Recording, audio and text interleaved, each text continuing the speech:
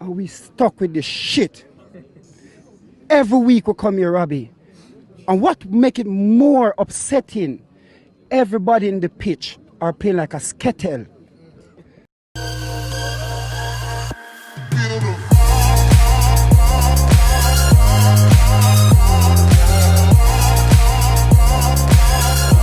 Welcome to another episode of the Bridge Football Review.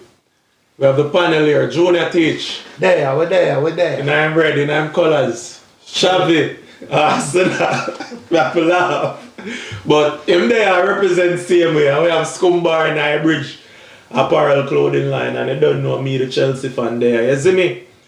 Was a good weekend, you know? No.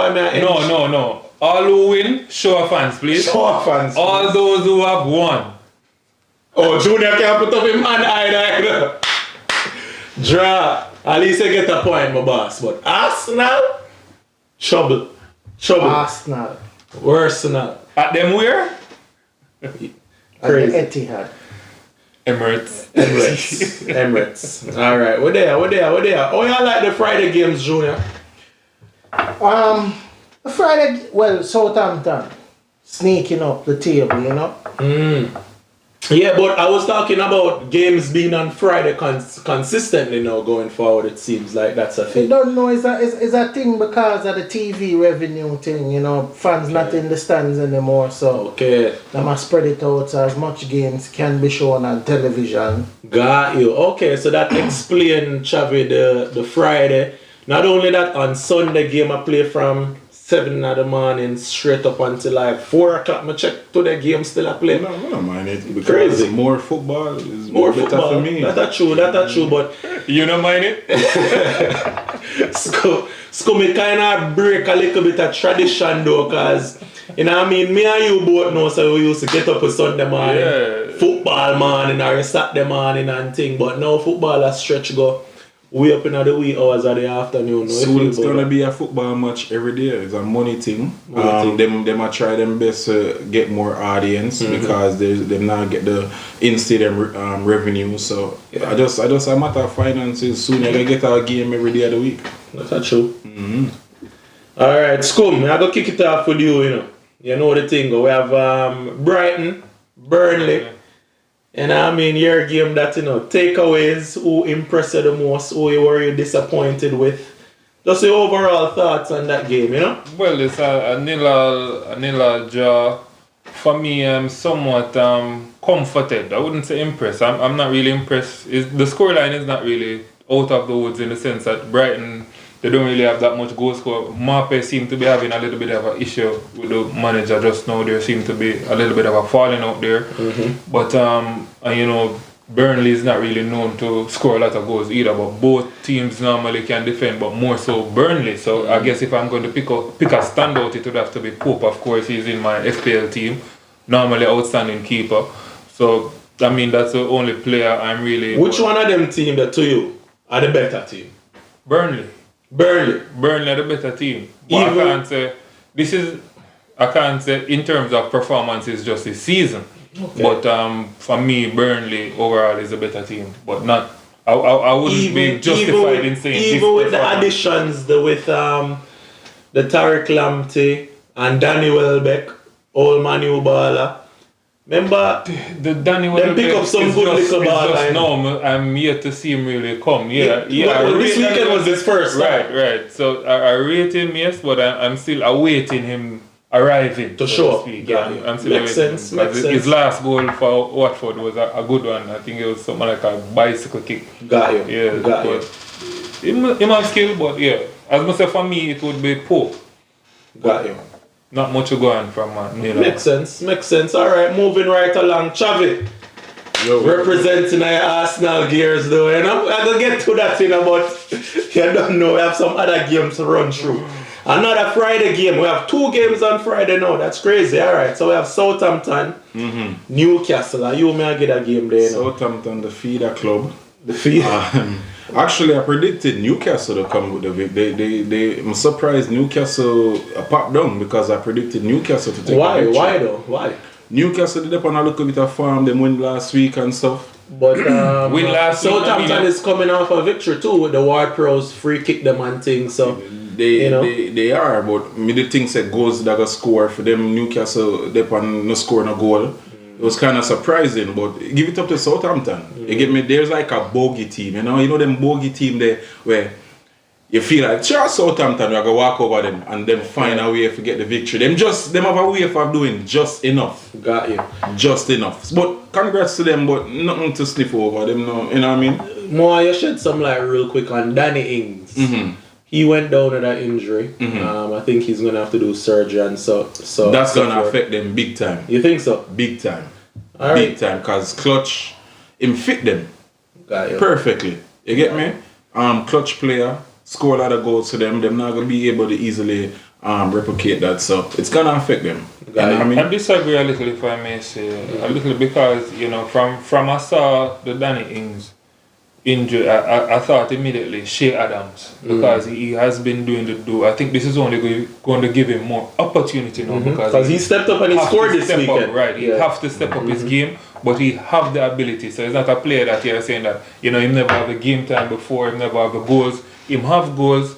He was getting game time, but now he has to become that front man. So I think, yes, Danny Ings is a big miss, but I think he can push on. Them have a thing say pressure bust pipe, It's a difference doing it when the pressure is not on you to score like that. You get me? No, he's gone. He's gonna have to do it. He's gonna be the sole provider then. So let's see him do it under that pressure. You get me? More you touch on Theo Walcott a little bit as an ex-Arsenal man and thing and the connection there. So I'm happy for him. That's where he belongs. I'm happy for him. Yeah. So he never belong at Arsenal. For a time, but just like love it, we can outgrow each other. Okay. We both outgrow each other. It's not something like you have an ex-girlfriend and you're not still linked, but in a malicious. We just outgrow each other. Okay. You get me? Him gone film way. You go and Arsenal go for them way. No problem. I respect it. I respect it. Mr. Junior Teach. Yes, sir. May I go show you Everton? Well, Merseyside them depend as well, right? Like the Liverpool, right? So them say. Manchester United, big bad Manchester United, Bruno Fernandes to the rescue. To the rescue, Elaborate. Well, them said Diamonds make under pressure and only find the pressure. Only find the pressure. I like that one. A man like Bruno Fernandes step up. 2 goals and an assist. Even though one of them are really rush out to score it, but we make him go. Him for score it. But he never go out for the goal. He never touch it. Exactly, never touch it. So Cavani come off for the bench and score. That was huge. That was a huge. little pressure reach Ole, and it looked like, we were speculating that he had lost the dressing room. Yet still the team come out and play, even though Everton probably, was without Richarlison, that gives them so much. But they got back James though. He was kind of, but remember, this is James' what? 8th game in the Premier League. Still not catch up to speed with the league yet. Even though he's been doing well. He's been doing well, but he's still not up to speed with the league. So, as much as people talk about Calvert-Lewin and James and the core and all of them, the main driving force behind Everton is Richarlison. He gives them so much. Adds that extra oomph. I want to touch on, I know you have something for add, Shav. I want to touch on Manu again real quick. They've had a string of inconsistent performances, but something I've noticed myself, whenever one matter is in the team for some reason, the team tend to perform well. Well, if I can notice that as just a man behind the TV or in front time TV, why Ole as a coach or a trainer of the team can't see that? Well, I think 2 things happen with one matter in the team, right? His experience is good, but he also slow the player down a lot for them. You see me, I say, and he's a ball player. So, he's a playmaker.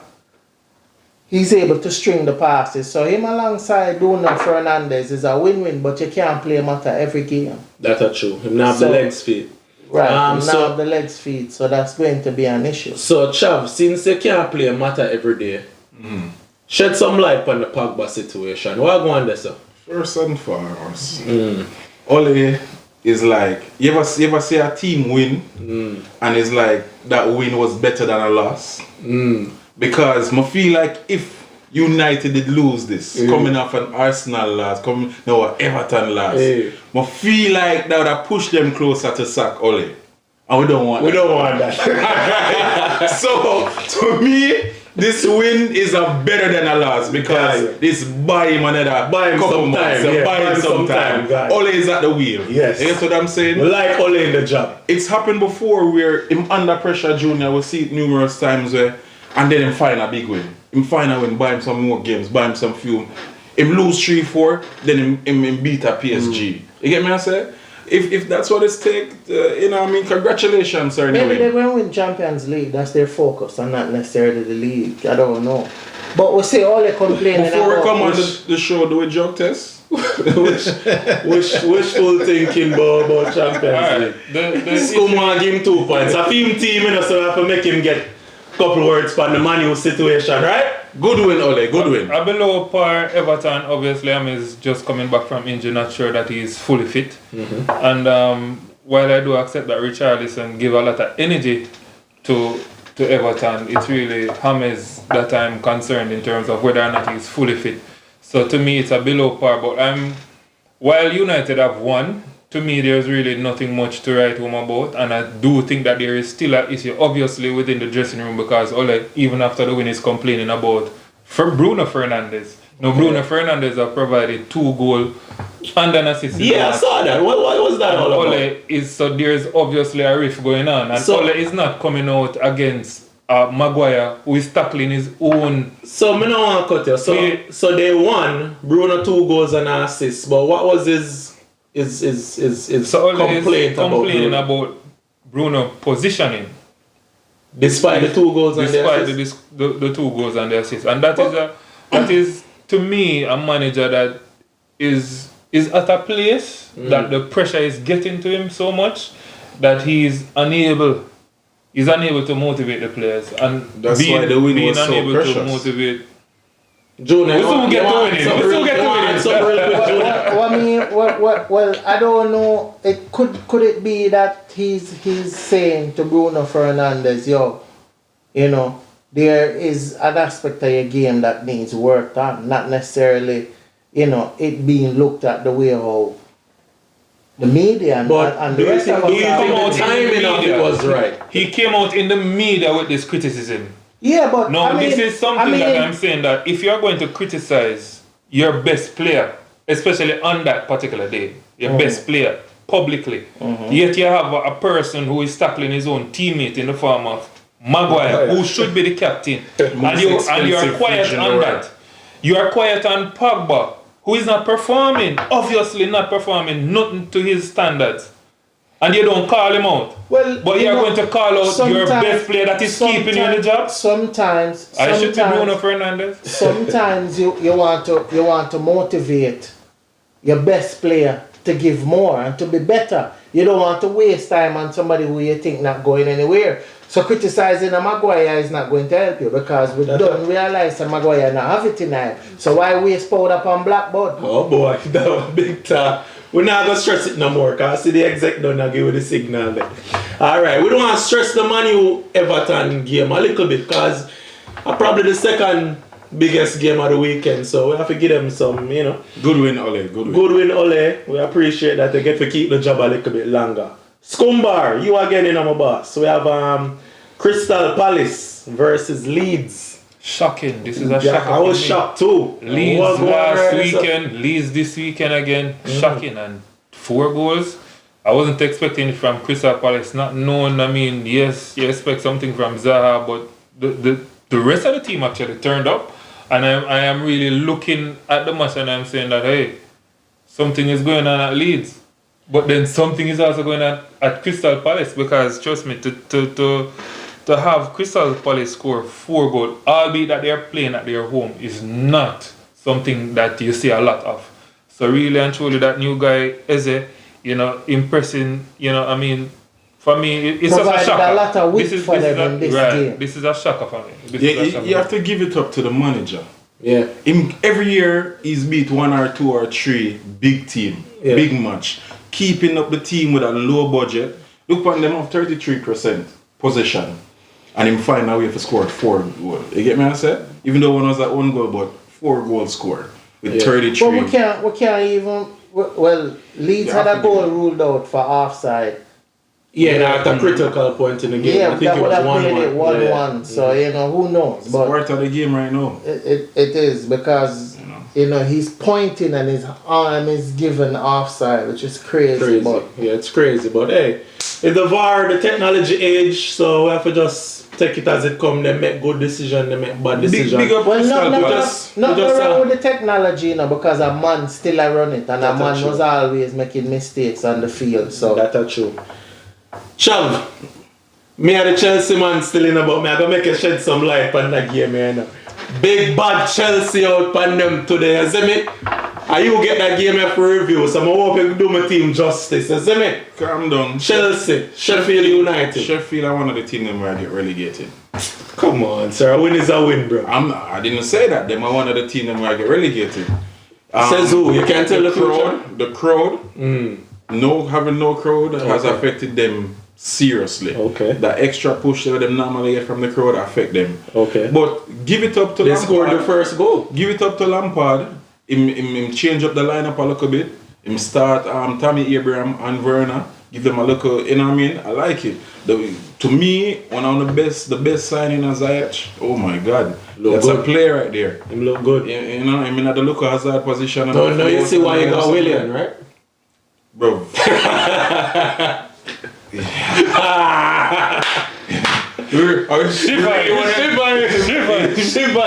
It trembled me. Yo, we paid too much and we got it for free. Please. Ziyech can play a good team over and start score some goal. Ben Chilwell has scored goal. The back line look a little bit steady now. The keeper still look good. Thiago and Zuma. That's a weird choice for a captain that don't speak any English. I don't know what kind of. No, he speaks French, which the keepers and Zuma, so the back four can communicate. To me that weird though. You just come in our team and you get captain. Hey, but it's working, innit? If it's not broken, why fix it? What big team have you beat? We're gonna get there. Don't worry. Obviously, he went for experience, and obviously it is working because before Thiago, before Mendy, Chelsea have a very I think Chelsea will find their way in the top 4. They'll find their way in the top 4. I think that the talk about Chelsea not being amongst the title contenders has to put aside matter of fact about Chelsea and Tottenham because they are obviously finding gelling. They are consistently giving.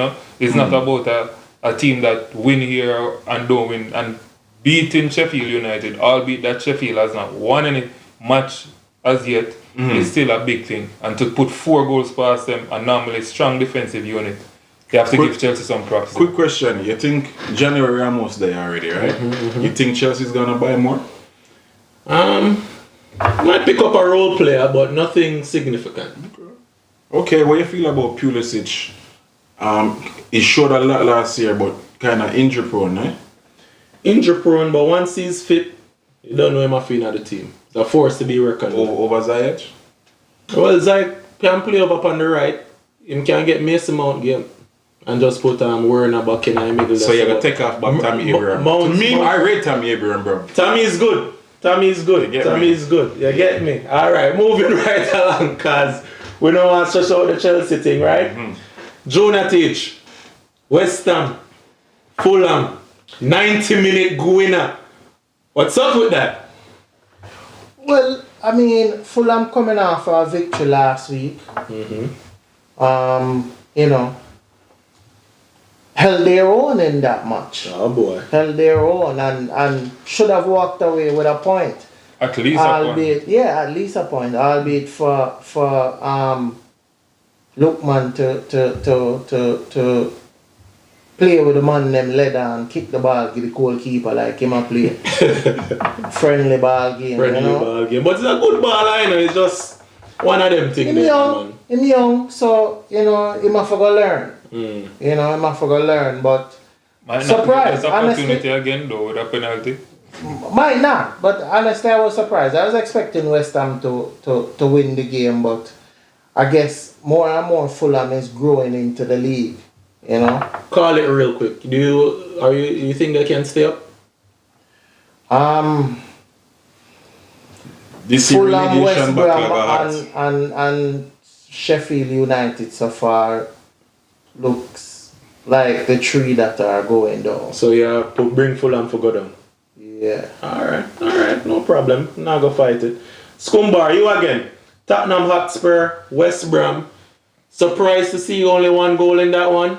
Very, very surprised. However, I must say that with Mourinho at the helm, and as I said, the consistency that they are now building as it relates to winning, especially within the... Well, one of the things that you learn when you play football, you know, and one of the things where one of the coaches usually say to the goalkeeper is, yo, if you go, you must go full for the ball. You can't... Don't half-heart with it. Yeah, you can't go and stop. You have to go. And because the 18-yard box is your domain, you get the phone. And you'll get the phone. You see me? I say, but notwithstanding that, I mean, Tottenham, like you say, is gelling, and them have a manager in Mourinho who knows how to win. Who knows how to win 1-0. You have to pay attention to them. So, now go run across the board real fast. Junior, biases aside as a Liverpool man, do you think Tottenham can win it this year? Them team shot. So no. No. Shot. Hell no. Hell no. Scum.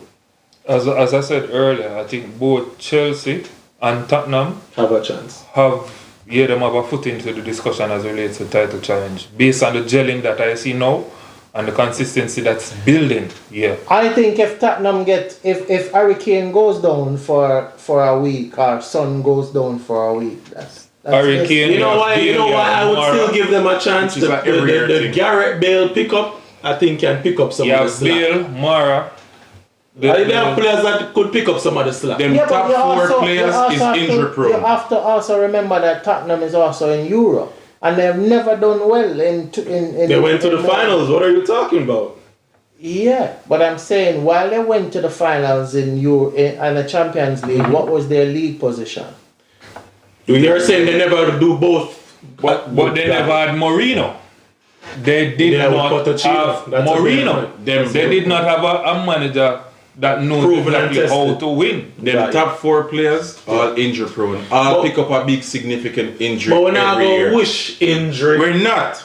But so they always hope they can stay healthy. This Arsenal fan critique everybody's side. They know the problem in everybody's side. Talk about them team. But they don't know nothing that is going on. As a talk about Arsenal fan, I'm going to show my game. Leicester, what's going on at Wolves?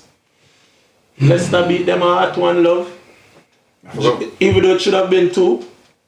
I forgot to take out Jimenez out of my fantasy league. That may make him know one more week. They miss Jota. They miss Jota. And not only that, the Traore thing is affecting the team. Him not start, him come off at the bench, play a wing back. Nah, cut you, but he was a big. But he came off the bench most of the last season too. But he wasn't playing wing back. And then now he's unhappy because you get the bus now, right? So I said, sure, I do bits last year. Why all of a sudden I gone back on the bench? To me, it's probably something in the team atmosphere because the way them play, it don't look good. So you're saying Nuno lost Traore? Yes. And Traore was a big player for them. So big player for them. So the players that he's playing in his no better than Traore. Podence and the red Podence and I do, but find a way to fit that talent into your team. I think the game was kind of I think Leicester got lucky. Because when Leicester went up 1-0 and even got the second penalty, they didn't have a shot on target. Not a shot on goal. The handball thing they do, So, sometime in football momentum or, a little luck, the ball roll your way and it just go your way. I don't think Wolves have any major problem per se. Nuno No, he's in top 5 for Wolves? Yeah. Yeah? Yeah.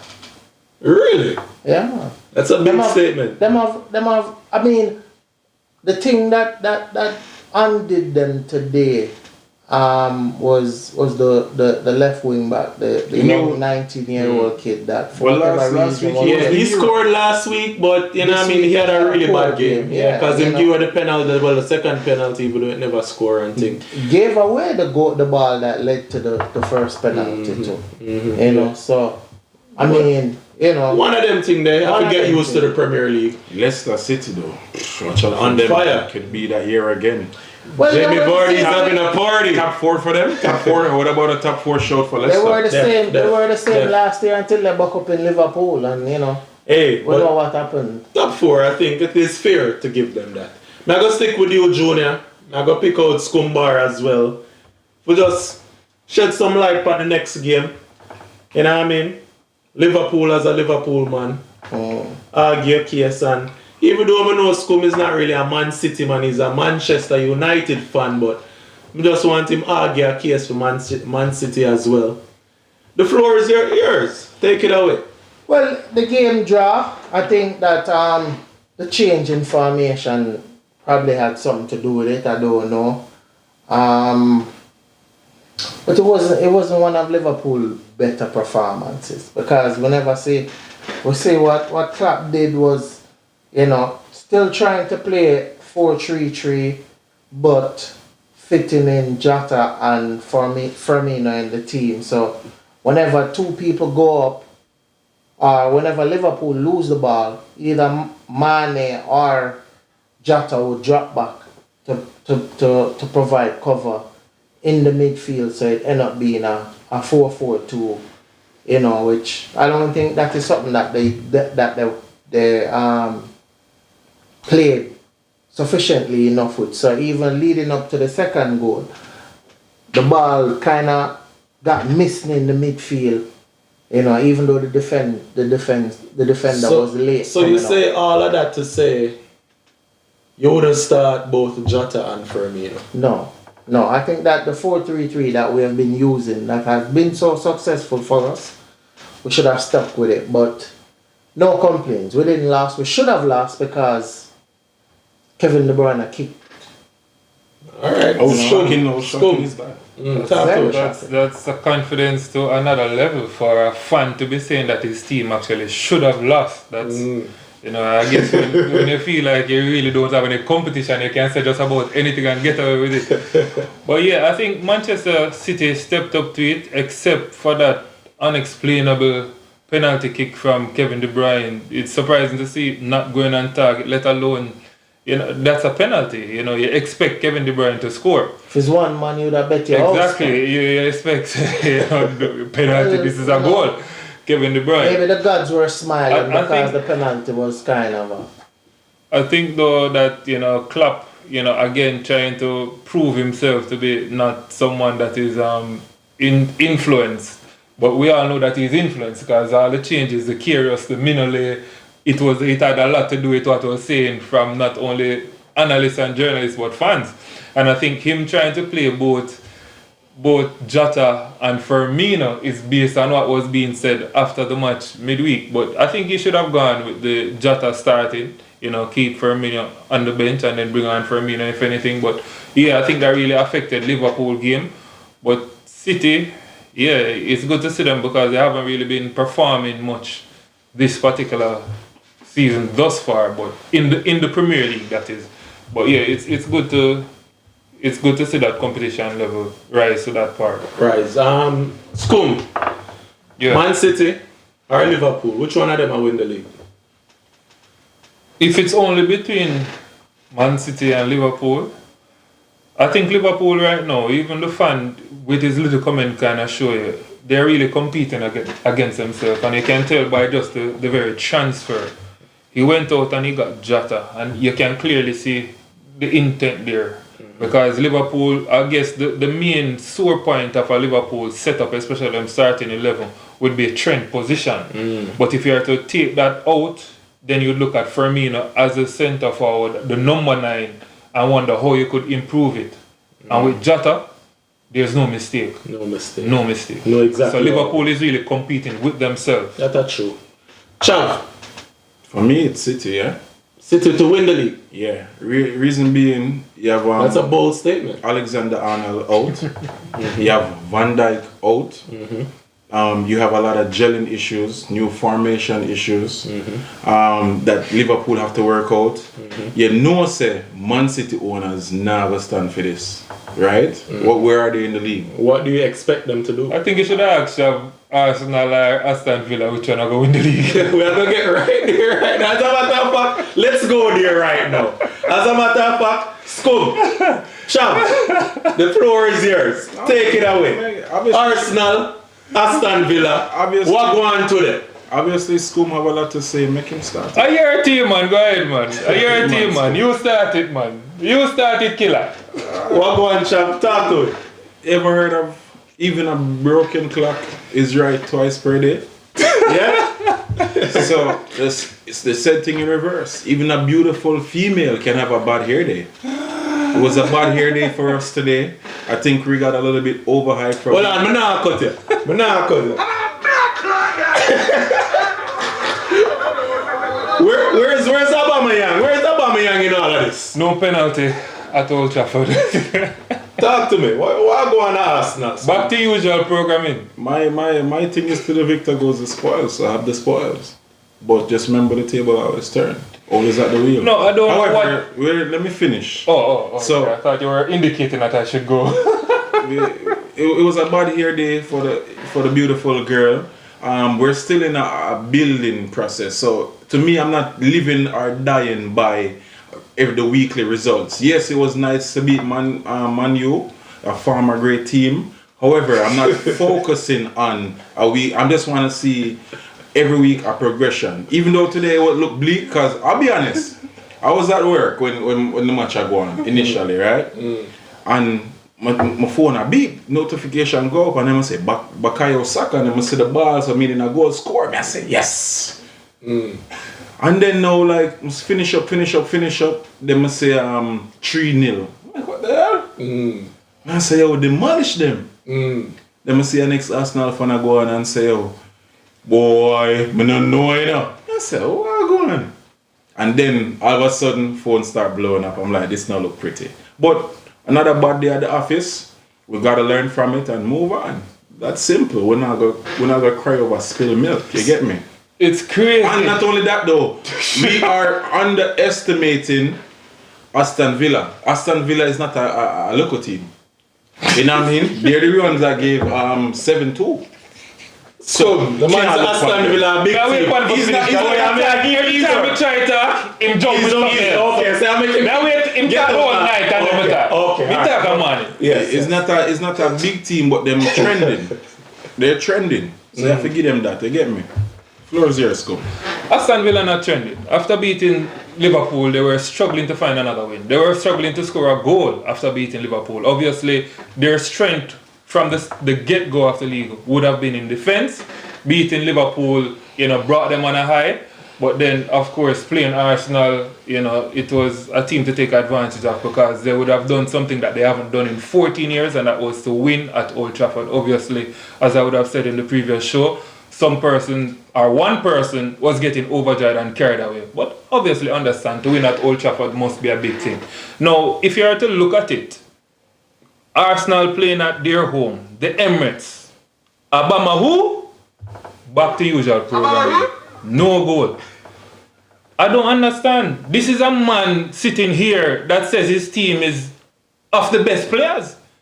But he can criticize every other team but his team. He complained and said that City is not performing because they win 1-0. Yet at the same weekend, his team had only won by 1-1. Aston Villa game 3 with one of his team members actually scoring against his own team, and he must say he have nothing to say, he won't be buried in that. Every time Arsenal fan lose, he don't know what going on in the match. I'm a Arsenal he does that. I allowed you to talk, sir. I have allowed you to talk, and I would be privileged if you. I'm not calling. Why am I calling you? Arsenal you don't know anything that happens. You do not know. You do not know. When you were where's your jersey? Quiet. Where's your jersey? Quiet. Where's your jersey? Quiet. Okay. I am no. I am on the floor. Quiet. Give him some breeze there. Quiet. Anytime Arsenal lose, you don't know nothing that goes on in the match. Once them win, you know point A, point B, point C, and if there's a sub point, a decimal point, a fraction of a point, you know everything. No, we lost. You need to stop lying, man. Stop telling the public lie. The rain canceled the party. The rain canceled the party. Party got cancelled because of the rain. Listen, me. To the victor goes the spoils, have it is me. But just remember. I don't know what's on the railing about. Take off that as a matter of fact. Because if you are to look at the table, you don't even deserve to be around that table there right now. Arsenal actually lost 4 days. Shit club, no history. I saw something that was being said. I think it was sent from some Arsenal fan TV or something that they're a bunch of I want to finish it. A bunch of skittles.